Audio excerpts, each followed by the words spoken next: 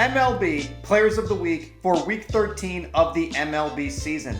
Drop your top players from this week down in the comments below, and let's get into it. We start where we always start, with the boys swinging their lumber around. And Week 13 belonged to Philadelphia. They had two of the loudest performances all week on Saturday. And let's kick things off with the three-donger of the Schwarbomber, Kyle Schwarber. The Schwarbomb is back on this list for the second time this season. He last crashed the party in Week 7, and this time he posted the single best hitting week of anybody in baseball. 4 dongs in just 19 plate appearances, a 1.714 OPS, and a 347 WRC+. This is the highest mark on the entire board this week, nearly 3.5 times the league average. Saturday night against the Mets, Schwarber hit 3 bombs in one game, the 5th 3-home run game of his career. Then he went deep again on Sunday. 5 of Schwarber's 8 hits on the homestand last week left the yard. With 29 Schwarbombs this season, Schwarber leads the MLB home run race right now. For the other half in Philadelphia this week, while Schwarber was over there launching bombs, the other half, the former MVP Bryce Harper, was doing something he had never done in his entire career. Harper hit for the first cycle of his life that night and finished the week at a 311 WRC+. With 3 bombs and a 1.519 OPS. In that 15-3 demolition of the Mets, the same game that Schwarber went deep 3 times, Harper opened up the scoring with a first inning dong and completed the cycle with a triple in the 5th. Then the very next day on Sunday, he came a triple shy of doing it again. Afterwards, he admitted that he had swung a heavier 35-ounce cycle bat to pull it off. After everything this man has already done, he is still finding brand new history to make. From Philadelphia to the north side, let's play 2. That's at least what Dansby Swanson said on Wednesday. He was unconscious. Swanson went off for a 287 WRC+ on the week with 3 dongs and a 1.481 OPS. And a chunk of it came in that one doubleheader. June 24th against the Mets, he played 2 games and drove in 11 runs, a 3-run shot, and a grand slam in the opener, and a go-ahead RBI triple in the nightcap. 11 RBIs in a doubleheader is a Cubs franchise record, breaking the mark Ron Santos set back in 1970, and the most by anyone in a twin bill since Mark Whiten's 13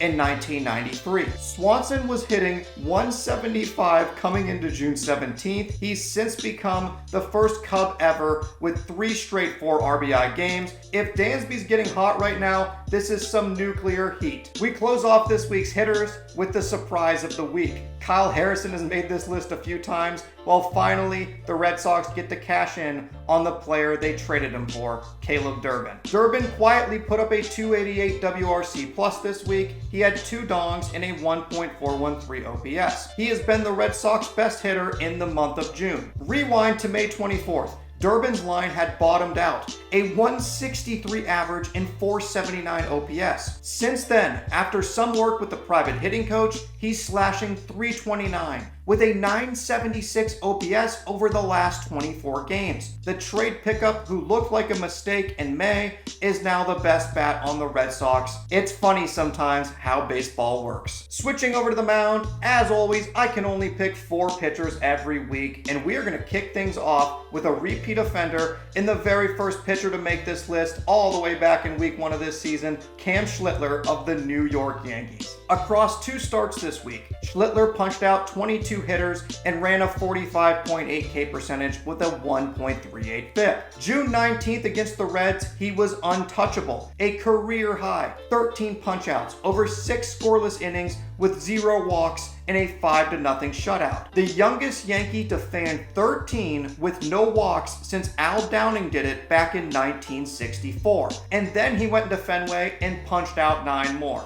Schlittler is the real deal and the AL Cy Young favorite at this point. The second Red Sox on this list, what about Jake Bennett? Bennett spun the first shutout start of his career in a career-high 9 punchouts, 42.9% K percentage with a microscopic 0.10 FIP for the week. June 22nd against the Rockies, he threw 6 scoreless. He had 4 hits and not a single walk. With only a handful of starts in his big league career, to go out there and strike out 9 was a fantastic start. Boston needed a starter to step up, and their rookie handed them a gem.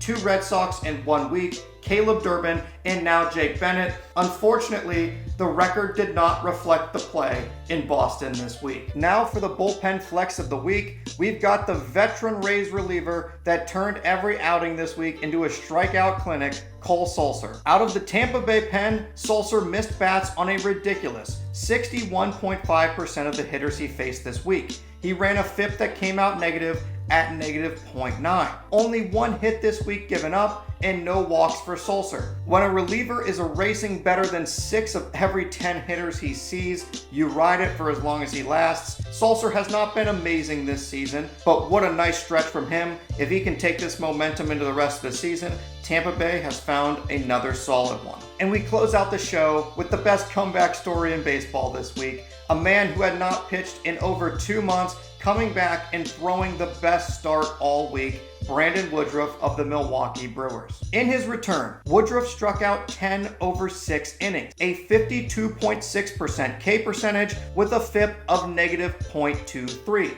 June 23rd in Cincinnati, his first start since April 30th after a shoulder injury, he retired the first 16 Reds batters he faced, carrying the longest perfect game bid of his career into the 6th before a lone single. And that was the only hit he allowed in a 2-1 Brewers win. His 3rd inning punchout of Matt McLain was the 900th strikeout of his career. He's now just the 2nd pitcher since 1900 with 3 career starts of 1 or fewer hits, no walks, and double-digit strikeouts. The Brewers got their ace back, and he picked up right where he left off. Welcome back, Woody. As always, I couldn't include every single player this week, so if your favorite player got snubbed, drop them down in the comments below and let me know who you picked this week. As always, thanks for watching.